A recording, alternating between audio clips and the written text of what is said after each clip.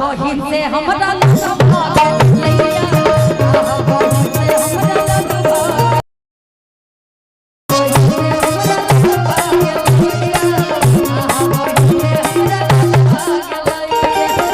छोटकी भौजी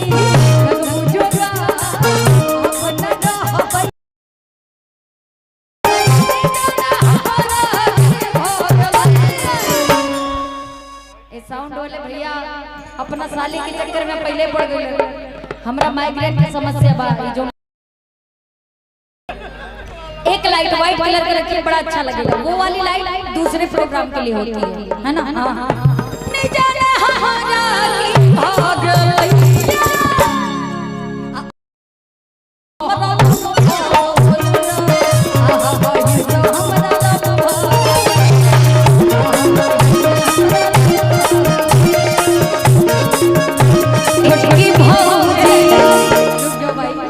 लगबू जोगा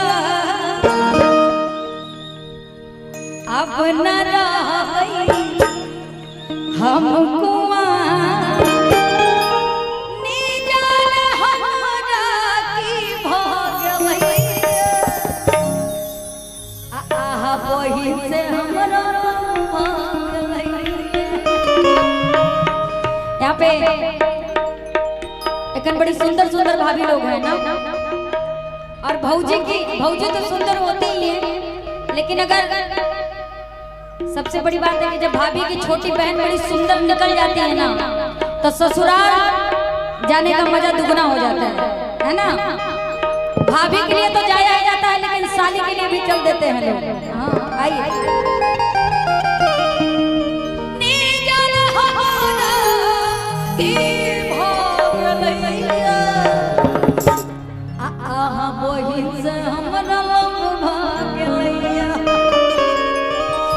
अच्छा ये बताइए यहाँ पे किसके पास भाभी है, जरा हाथ उठा के बताइए।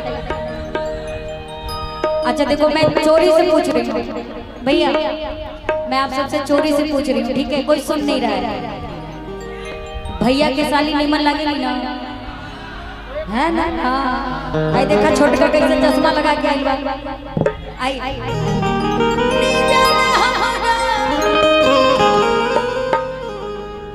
भोजपुरी भी गाएंगे, काहे परेशान है भाई? नहीं जाना हमारा की भाग लैया आहा बहिन से हमरा भाग लैया आहा बहिन से हमरा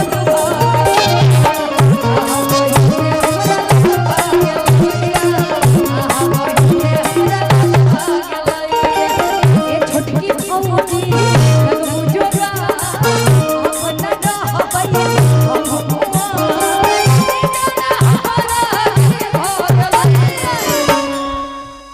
साउंड वाले भैया अपना साली के चक्कर में पहले पड़ गए। हमरा माइग्रेन की समस्या बा। जो लाइट जला तो हमरा दिक्कत हो जाए। एक लाइट व्हाइट कलर के रखिए बड़ा अच्छा लगेगा। वो वाली लाइट दूसरे प्रोग्राम के लिए होती है ना। नहीं जाने हमारा की भाग लैया आहा बहिन सो हमरा आहा बहिन सो हमरा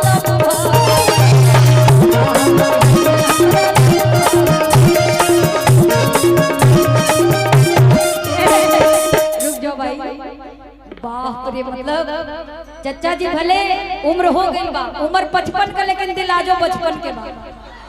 मालूम है क्या बोल के गए हैं? क्या बोल के गए? नहीं वो सब गाना जेकर गाना वो वही से गवा लेना, है ना? उन लोग का नाम भी हम लोग सुनना पसंद नहीं करते, ठीक है? हाँ अभी बोल के क्या गए हैं? अरे बसंत में इनका लब भाग्य बसंत में इनका लब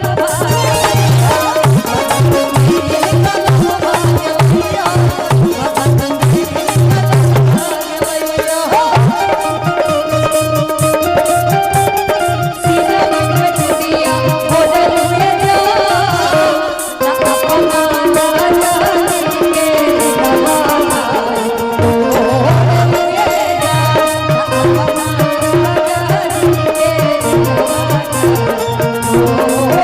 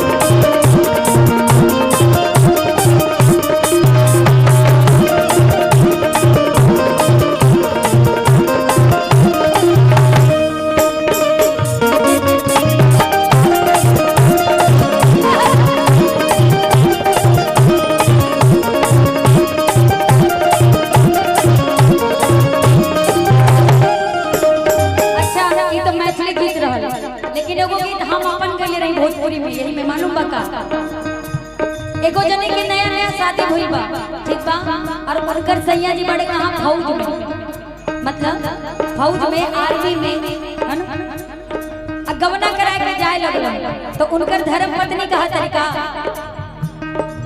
होते सवेरे पिया वर्दी चढ़ा के हाथ में सूट के दुल्हन का के मत जा तू बहनवा लहनी कहा तरीका बहनवा ने बियाह के आई बनी मत जा तू अरे बहनवा लहनी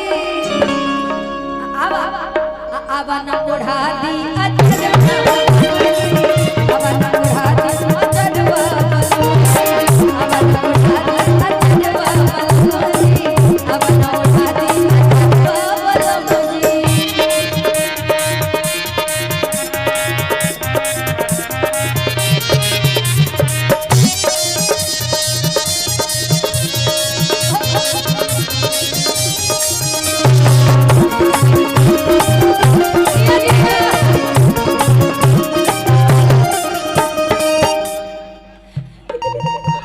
भैया तुम ऐसा लागा काहे पहन के आई मतलब का चाहता कि तबला वाले भैया पे दिलाइल बा तो हां जब देखा तब तबला के माई गिरा देती है लेके तनी कराओ इधर आओ वो शादीशुदा है उनकी बड़ी सुंदर बीवी है दूरी रहो उनसे लेकिन कहा करे आओ भैया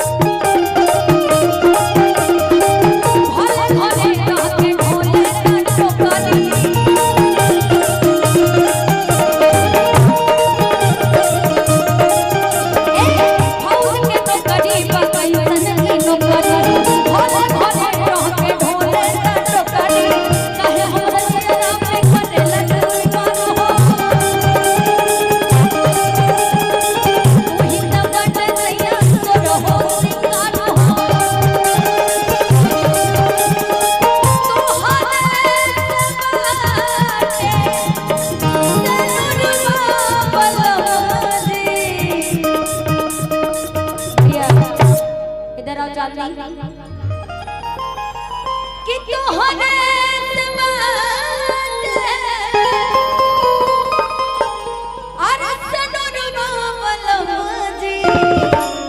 जाए से पहले 12 कमाए आवा ना ओढ़ा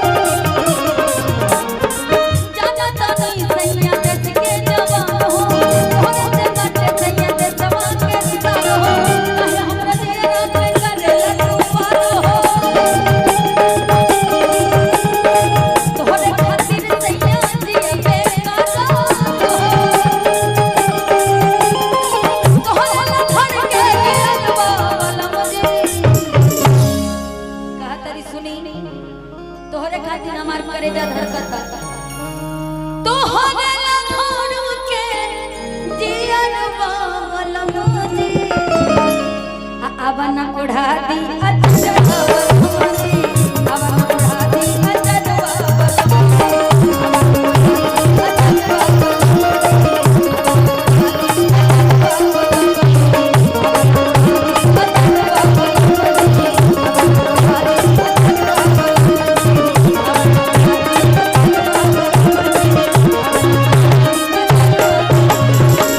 अच्छा इन लोगों का अगर डांस अच्छा लग रहा हो तो एक जोरदार ताली बजा दीजिए हमको नहीं